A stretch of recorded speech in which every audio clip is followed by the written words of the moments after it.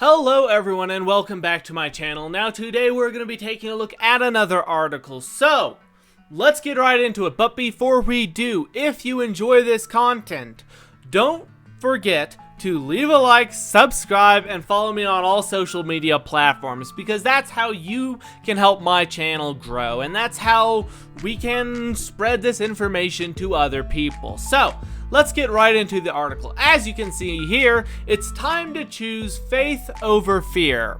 A California church hosts a Freedom Sunday calling for churches to reopen.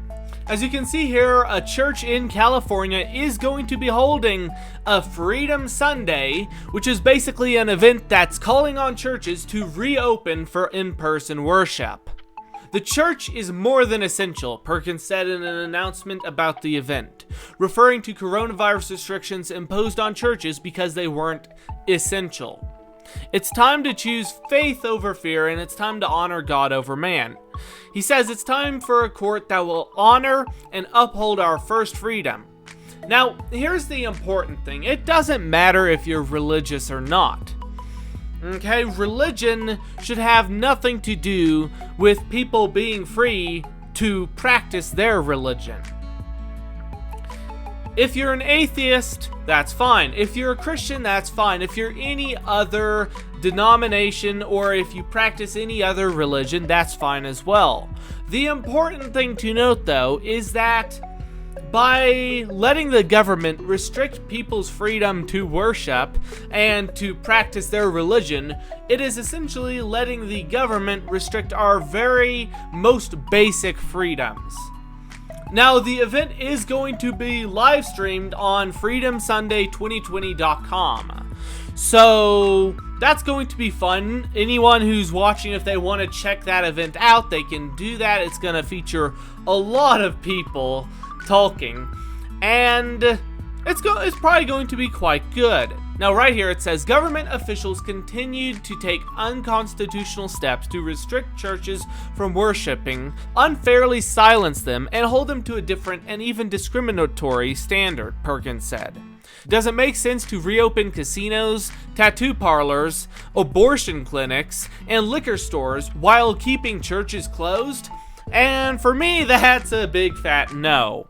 It does not make sense. The government does not get to decide who stays open and who closes. The government does not get to decide who gets to ruin the economy and who doesn't. The government should not be responsible for our own well-being. We as people, as mature people, need to learn to take responsibility for our well-being, but having the government interfere and place restrictions on us and use coercion against us, that just doesn't work. That's not what the government's job is, and that's never been what the government's job should be.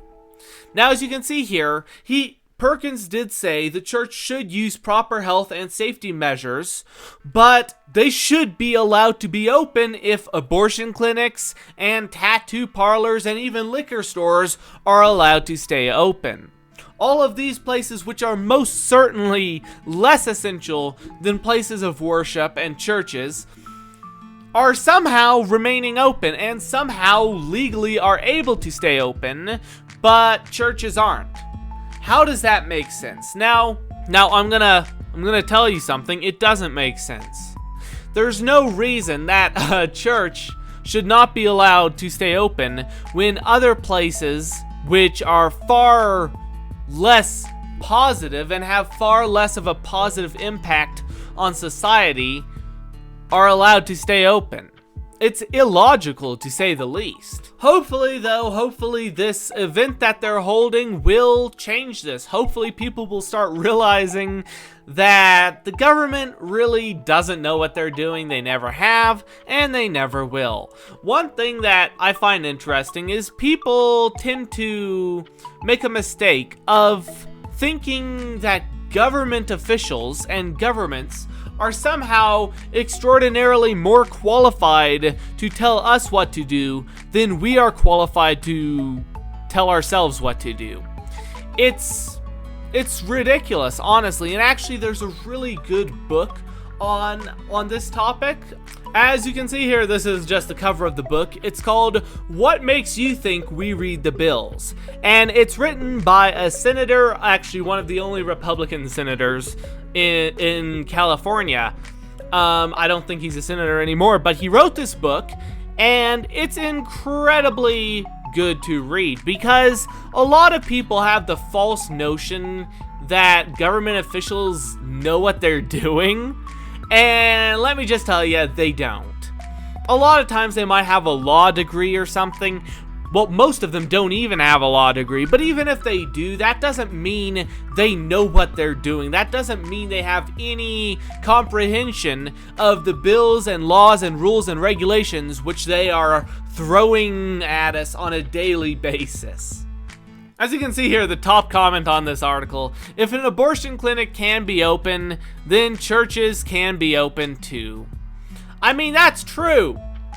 If you're going to open an abortion clinic, which, very controversial of you firstly, but secondly, why not just let the church be open, guys? Come on.